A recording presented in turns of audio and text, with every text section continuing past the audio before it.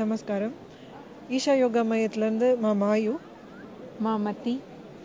நான் இங்கே வந்து 7 வருஷம் ஆகுது. அம்மா அப்பா இங்கே வந்து 7 வருஷம் ஆனதுக்கப்புறம் இந்த மாதிரி ஒரு புகார் கொடுத்துருக்கிறது அதிர்ச்சியாகவும் இருக்குது, கொஞ்சம் வேடிக்கையாகவும் இருக்குது. ஏன் இப்படி பண்ணாங்க அப்படின்னு. ஏன்னா வரதுக்கு இந்த புகார் கொடுக்கறதுக்கு 2 வாரம் முன்னாடி கூட இங்கே வந்து எங்கள் கூட உட்காந்து பேசி சாப்பிட்டுட்டு போயிருக்கிறாங்க. ஸோ ஏன் இப்படி கொடுத்தாங்க அப்படின்னு புரியல எனக்கு.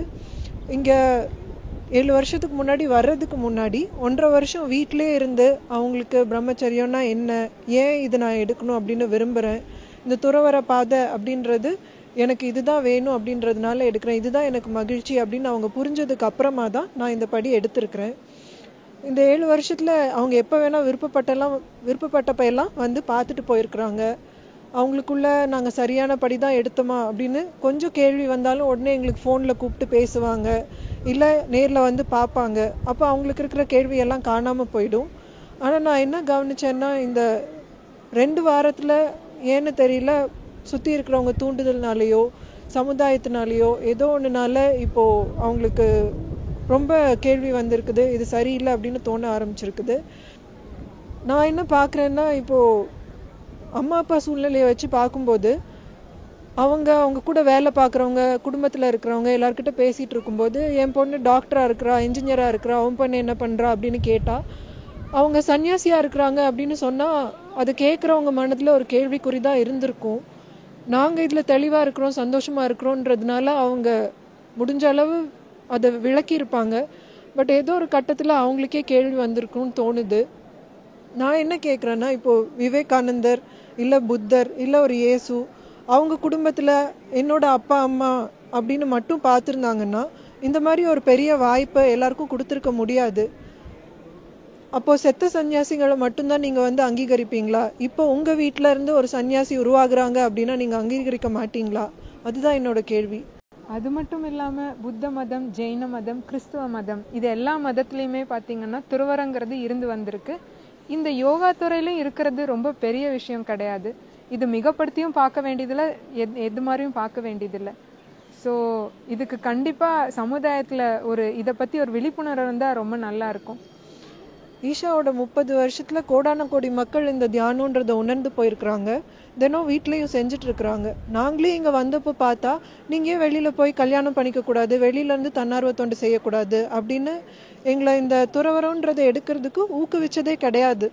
ஆனா இங்க இருந்த 2 வருஷத்துல இதுதான் எங்களோட நோக்கம், இது மட்டும்தான் எங்களுக்கு சந்தோஷத்தை நிறைவை தரும் அப்படின்னு அவங்க பார்த்ததுக்கு அப்புறமா மட்டும்தான் இந்த துறவரம்ன்றதை கொடுத்தாங்க. அதனால இங்க வர்றவங்களுக்கு எல்லாம் அப்படி பண்ணிடுவாங்க அப்படின்ற பயம் யாருக்கும் இருக்க வேண்டிய அவசியம் இல்லை. தினசரி அளவுல ஆயிரக்கணக்கான மக்கள் இங்க வந்து போறாங்க. ஒரு நாள் வரவங்க கூட தியானம்ன்ற தன்மையை அற்புதமா உணர்ந்து போறாங்க. அந்த மாதிரி ஒரு சூழ்நிலை இருக்கும்போது வாழ்க்கை பூரா இப்படிதான் இருக்கணும் அப்படின்னு விரும்புறதுல எந்த ஒரு தப்பும் இருக்கிற மாதிரி தெரியல. அது வந்து போறவங்களும் கண் கூட பாக்குறாங்க. இங்க ஒரு நாள் ஏதோ கோயிலுக்கு வரணும் இல்லை யோகா பயிற்சி மேற்கொள்ளணும்னாலே அவங்களுக்குள்ள அவ்வளோ மாற்றம் நடக்கிறது எங்க கண் கூட பார்க்க முடியுது.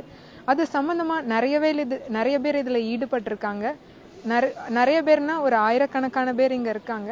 அதுல ஒரு 200 பேர் தான் இந்த மாதிரி பாதையில இருக்காங்க. அது மட்டும் இல்லாம யோகா இந்த ஈஷாக்கு அறிமுகப்படுத்தினதே எங்க பெற்றோர்கள் தான். இதை வந்து இவ்வளோ பிரமாதமா இருக்கும், இது முழு வீச்சுல ஒரு குழந்தையில இருந்து ஒரு கர்ப்பிணி பெண்ல இருந்து இறக்குற வரைக்கும் என்னெல்லாம் பண்ண முடியும் யோகால அப்படிங்கறது சொல்லி தரது ஈஷால ரொம்ப பிரமாதமா பண்றாங்க. அந்த மாதிரி வேலைகள் செய்யறதுக்கு எங்களுக்கு ரொம்ப பெருமையா இருக்கு. அதுவும் ஒரு சன்னியாசி ஈஷால் இருக்குன்னு சொல்றதுக்கு ரொம்ப ரொம்ப பெருமையா இருக்கு. யோகாங்கிறது ஒரு நம்மளை உணர்றதுக்கு ஒரு பிரமாதமான கருவியா செயல்படுது. இந்த கருவியை பரிமாறதுல எங்களுக்கு ரொம்ப சந்தோஷம். இங்க நாங்க ரொம்ப சந்தோஷமா எல்லாத்துக்கூடயும் வாழ்ந்துட்டு இருக்கோம். யாரோட கட்டாயத்தின் பேர்ல வலுக்கட்டாயமா கண்டிப்பா யாரும் சொல்லாம நாங்களே எங்களோட சுய இன்ட்ரெஸ்ட்ல இங்க வாழ்ந்துட்டு இருக்கோம். இந்த மாதிரி ஒரு வாய்ப்பு கொடுத்த எல்லாத்துக்கும், இங்க இல்லைன்னா வேற எங்க இருந்தீங்கன்னாலும் அவங்க எல்லாத்துக்கும் நாங்க நன்றி சொல்ல கடமைப்பட்டோம்.